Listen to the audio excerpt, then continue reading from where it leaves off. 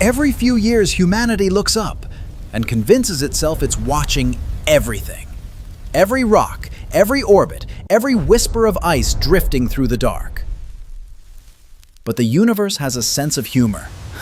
Because while we were all staring at the famous ones, Atlas, Borisov, Oumuamua, the real show snuck past us. A glowing ghost born of frozen vapor and sunlight. Its name? C/2025 R2-SWAN. Discovered after its closest brush with the sun, post-perihelion, when it should have been fading, SWAN did the opposite. It flared, brightened, outbursting like something alive, shaking off the dust of centuries. And we almost missed it. In a sky filled with satellites, telescopes, and self-proclaimed omniscience, a single comet slipped through our surveillance net, hidden in the sun's glare, where our instruments are blind and our confidence absolute. Closest approach, October 20th, 2025, about 0.26 astronomical units. That's roughly 39 million kilometers. Not dangerous, just close enough to remind us how little control we really have. We say we're watching the heavens, but sometimes the heavens watch us, amused, as we miss the obvious. This isn't just another comet. It's a story about what we don't see, because we think we've already seen everything.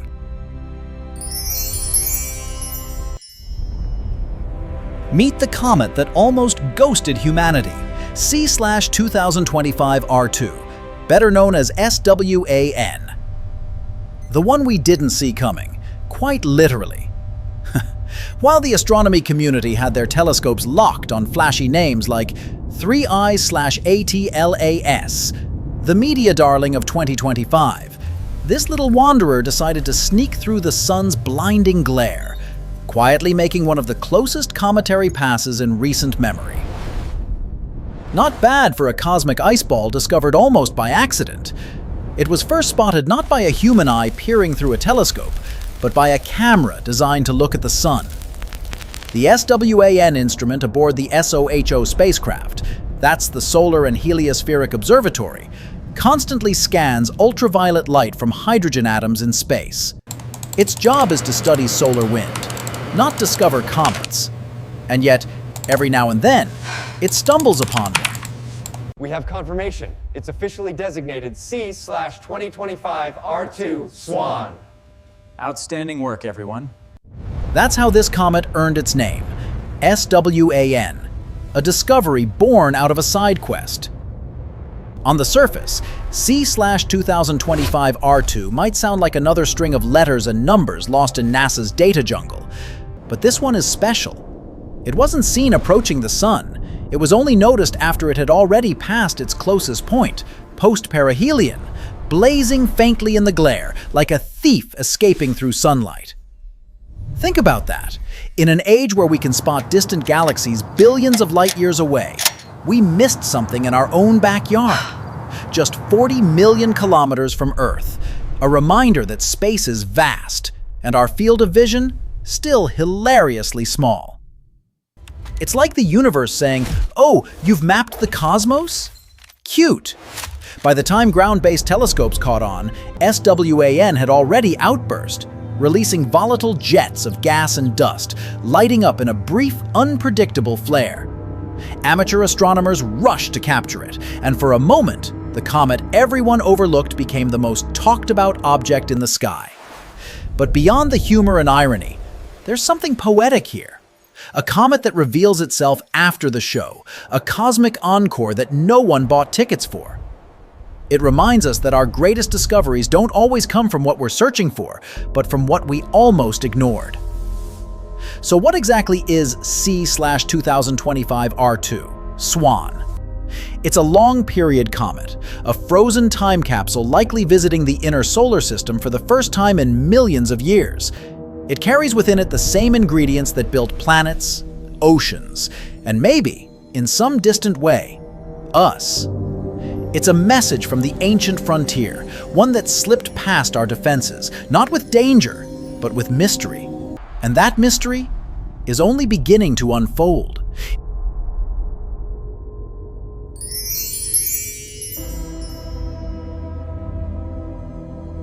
So here's the part where space finally starts to get personal, because while everyone was obsessing over other cosmic guests, C/2025 R2, also known as SWAN, decided to drop by, quietly.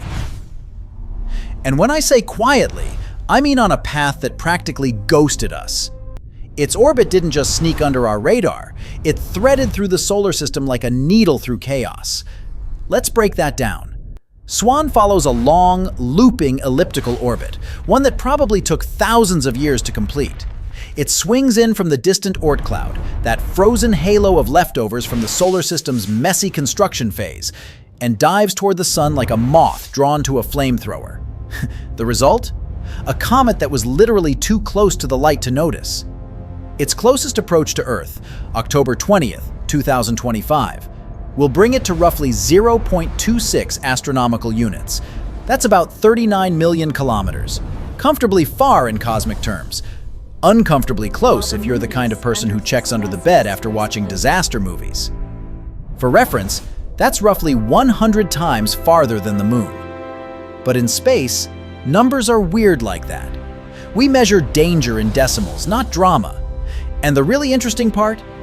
Its minimum orbital intersection distance, the MOID, is about 0.048 AU. In plain English, that's how close its orbit could come to ours if both of us arrived at the same spot at the same time. Luckily, space is excellent at scheduling. You could say it's bad at social interaction, but great at social distancing. Now imagine Earth and SWAN as two marathon runners on different lanes of the same cosmic track. They pass each other, close enough to wave, not close enough to crash. And every few thousand years, they share this fleeting moment of mutual recognition before drifting apart again. The SWAN arc is stable now. The data points are finally connecting. Look at the trajectory here. SWAN is definitely entering the outer system. That's what makes it haunting. SWAN didn't just visit, it performed a perfect drive-by through the solar suburbs, leaving scientists scrambling to reconstruct its orbit after it had already left the scene. Think of it as the Comet version of a hit single that went viral only after it stopped playing. Mathematically, the path was reconstructed using data from multiple instruments. The SOHO Observatory, the SWAN imager that first noticed it, and ground-based tracking once it cleared the sun's glare. Astronomers plotted its trajectory backward, piecing together fragments of brightness, motion, and hydrogen emission until a pattern emerged.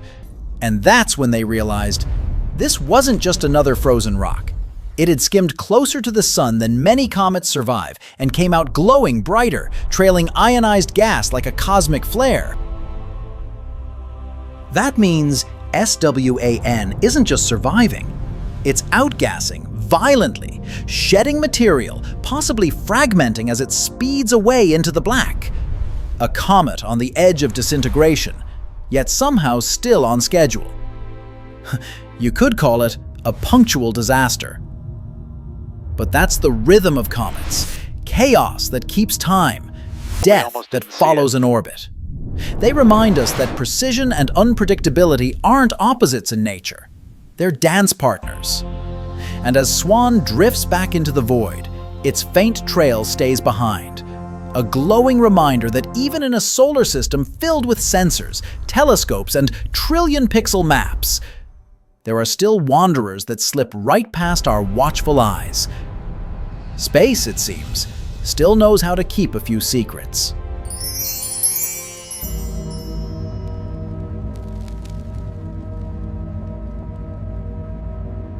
Space, for all its emptiness, has a flair for drama. And comets, they're the divas of the solar system.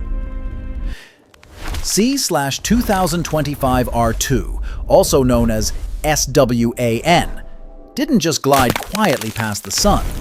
It erupted, brightened, dimmed, then brightened again, as if auditioning for attention it never got. Scientists call it a photometric spike. We call it a tantrum. Imagine a mountain made of dirty ice and dust, spinning through sunlight for the first time in thousands of years. The heat cracks its crust, gas explodes outward, jets of vapor burst like geysers. Chunks fly off, spiraling into glowing halos. To astronomers, it's data. To SWAN, it's self-expression. At first, the brightness spike was dismissed. Just another comet doing comet things. But then came the second one, and the third, and suddenly the numbers didn't add up. Its magnitude changes were too chaotic, too alive. The SWAN team started wondering, is this thing fragmenting? Breaking apart? Or performing some cosmic illusion, scattering dust to fake its own death? You see, comets aren't stable creatures. They live hard, die bright. Every pass near the sun is a gamble. Too close and they vaporize. Too far and they fade into silence. SWAN's orbit, tilted just right, means it skims the sunlight without quite plunging in. It's like roasting a marshmallow at 500 degrees and hoping it doesn't combust. And yet, this particular one behaved oddly. Its brightness didn't match its distance. Its outgassing didn't match its predicted rate. The SWAN imager, built for observing solar wind, wasn't even supposed to find comets like this. And yet it caught this one, right as it was misbehaving. Sometimes, the best discoveries happen when instruments get distracted.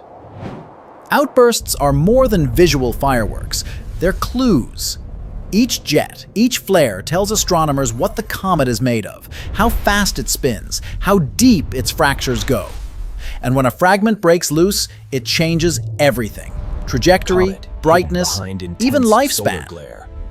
For SWAN, those outbursts may have flung shards into orbit, tiny, icy bullets now drifting along the same path. Invisible now, but when Earth crosses that trail years later, we might see shooting stars born from this forgotten tantrum. So, yes, space has consequences. But here's the kicker. Every outburst also makes a comet look brighter, and that tricks early observers. For a moment, you think it's turning into a great comet, the next Hale-Bopp, the next Neowise, and then, poof, it fades, like an influencer after one viral post. The real tension, though, isn't just in the explosions, it's in what we don't see. Because SWAN was spotted late, post-perihelion, already moving away. We missed its peak drama. Its brightest moment happened behind the glare of the sun, hidden from every telescope. And that bothers scientists. Because if a comet this active could dance right past us unnoticed, what else could slip through that same blind spot? The universe isn't quiet. It just hides its chaos well. And sometimes the loudest stories are the ones we almost miss.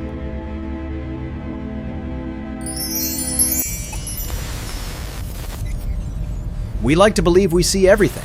Every asteroid, every flare, every cosmic sneeze that might wander too close to our fragile little planet.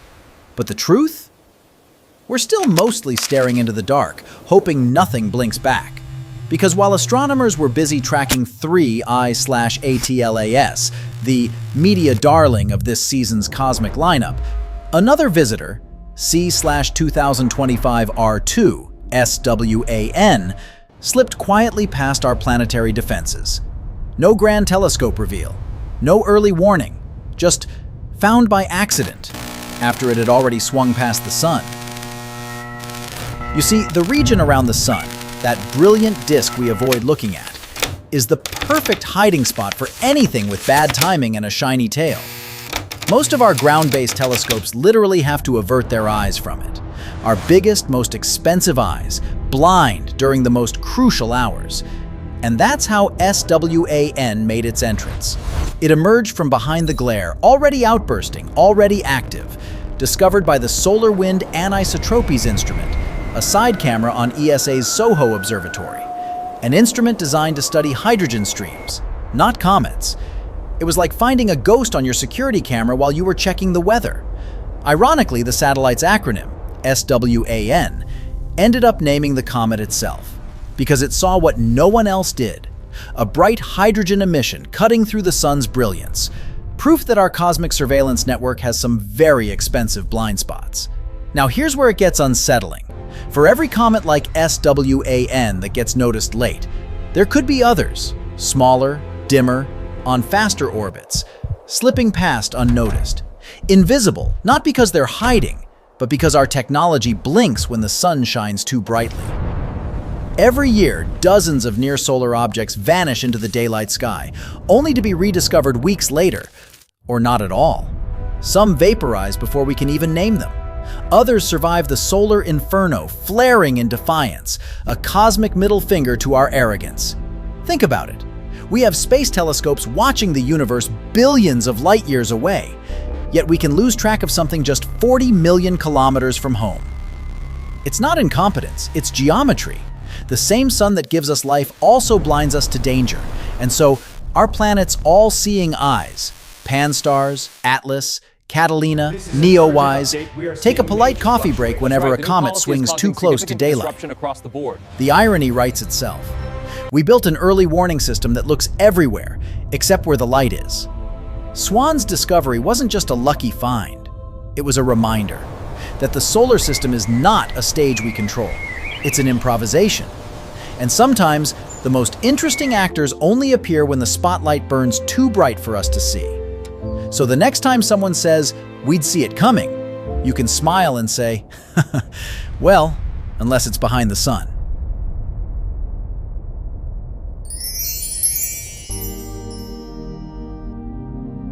So, the comet has come and gone. No apocalyptic fireballs, no sky-shattering explosions, not even a decent meme. But what it did leave behind is far more interesting than what most people expected. See, every comet is a storyteller, but it writes in dust. When it swings by the sun, it leaves behind a thin ribbon of debris, frozen grit, fragments of its own surface, pieces of ancient ice turning to vapor. And when Earth drifts through those trails, that's when we get meteor showers, cosmic dandruff, burning gloriously in our sky. Romantic, isn't it? You're literally watching space dirt vaporize at 70 kilometers per second. Now, C/2025 R2, SWAN, doesn't cross Earth's orbit directly.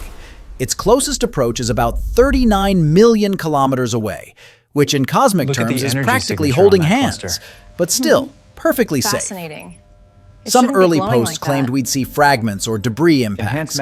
You might have seen the headlines. Rogue comet could spawn new meteor storm. Unexpected energy signatures. And reality check, not this time. The geometry just doesn't line up. SWAN's dust stream is tilted away from Earth, close enough to study, too far to hit.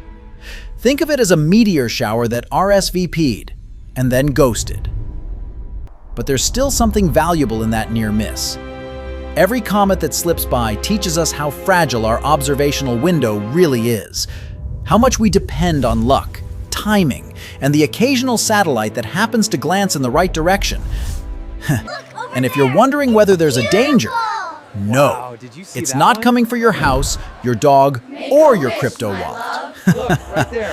The odds of impact are lower than the odds of you finding a parking spot at the mall on Black Friday. Still, this comet leaves scientists with questions.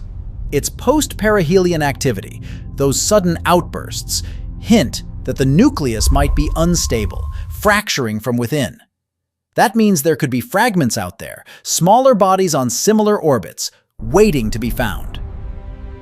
And that's where things get exciting, because even a faint dust trail can give us a new meteor shower years later, a delayed cosmic encore.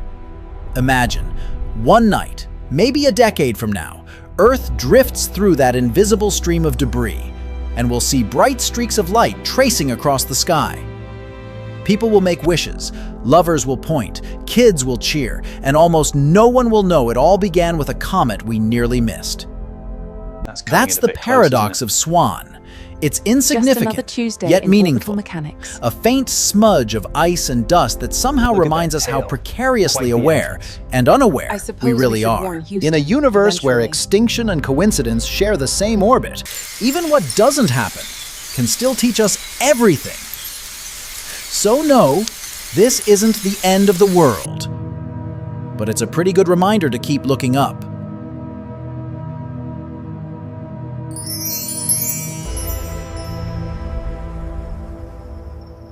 All right, you've survived the panic headlines, dodged the conspiracy videos, and now you actually want to see the thing. Good choice. Welcome to observational astronomy, humanity's oldest hobby, slightly more dignified than yelling at clouds.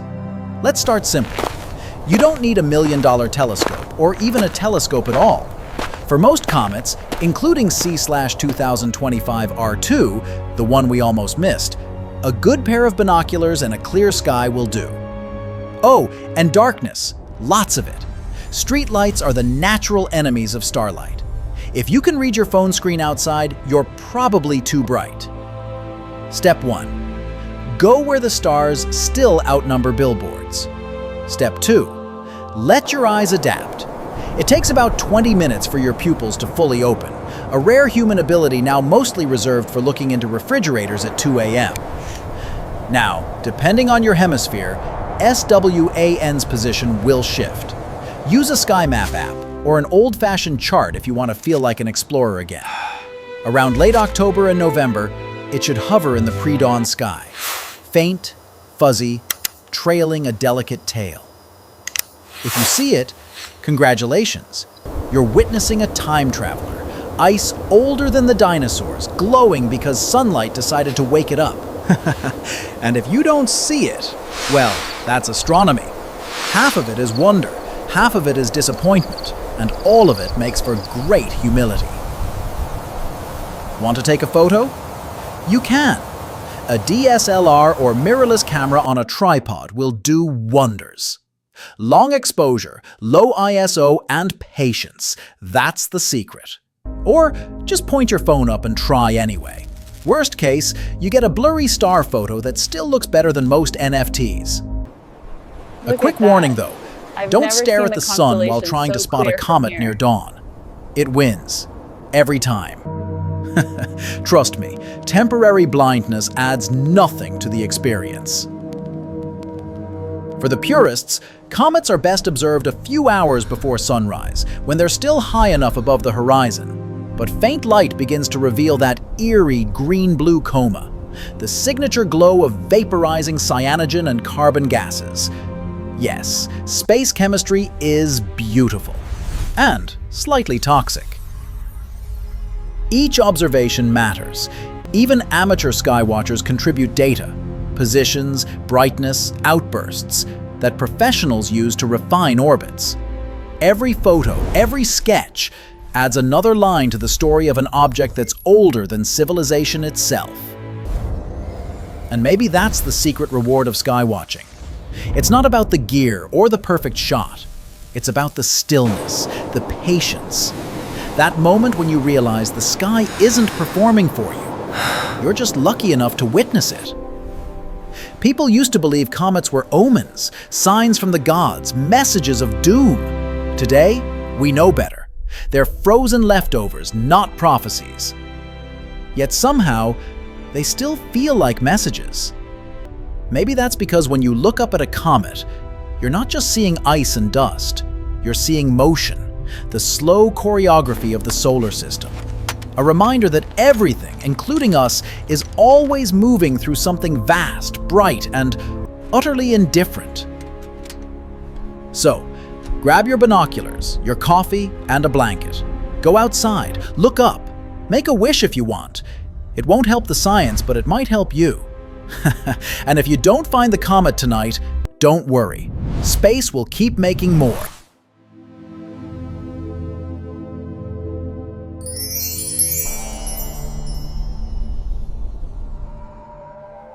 We stare at the sky for 1,000 reasons.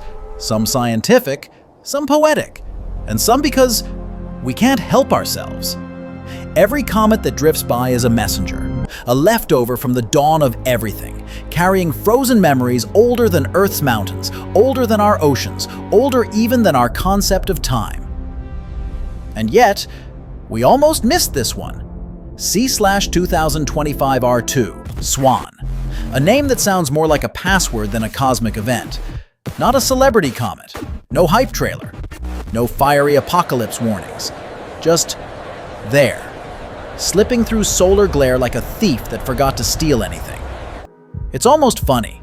We build telescopes to scan billions of stars, launch satellites beyond Pluto, and somehow, a bright visitor right next door sneaks past us until it's already leaving. You'd think the universe was trolling us. But maybe that's the point. Maybe space doesn't exist to perform for us.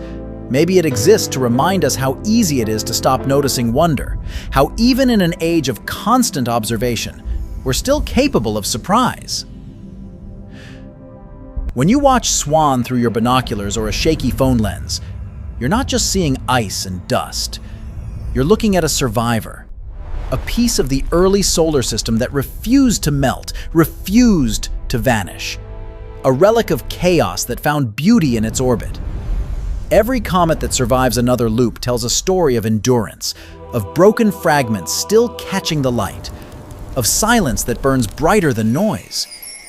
Maybe that's why we keep watching. Not for discovery, not for danger, but for recognition. Because deep down, we see ourselves in these wanderers, unstable, luminous, half falling apart, yet somehow still moving forward, still catching the light from a distant star. SWAN doesn't matter because it's spectacular. It matters because it exists, because it was almost invisible and still found a way to be seen. There's a strange poetry in that in all our precision, our satellites, our algorithms, the universe still humbles us with something as simple as sunlight scattering off ice. It's like the stars are falling just for us. It's beautiful, isn't it? Maybe that's what I've keeps never the night seen sky anything like sacred. it. It's not the stars, not the science, not even the spectacle. It's the reminder that we're surrounded by things bigger, colder, older, and somehow that makes our tiny blue world feel more precious. So if you ever think you've seen it all, remember SWAN, the comet we almost missed. Because if the universe can still surprise us, then maybe there's hope for us yet. The cosmos doesn't send invitations. It just drifts by, quietly waiting for someone to look up. And tonight, maybe that someone is you.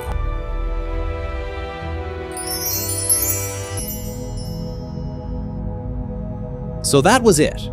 The comet we almost missed. A frozen relic from the beginning of everything, slipping quietly past our planet, while we scrolled, worked, and argued online. It's funny, isn't it? We build telescopes that can see galaxies billions of light years away, but sometimes we forget to look up from our screens. C/2025 R2, SWAN, won't be famous. It's not going to split the sky in half or make you wish on it from your balcony. But for a few days in October, it reminded us that the universe doesn't perform for us. It just exists, quietly, beautifully, indifferently, and it's up to us to notice.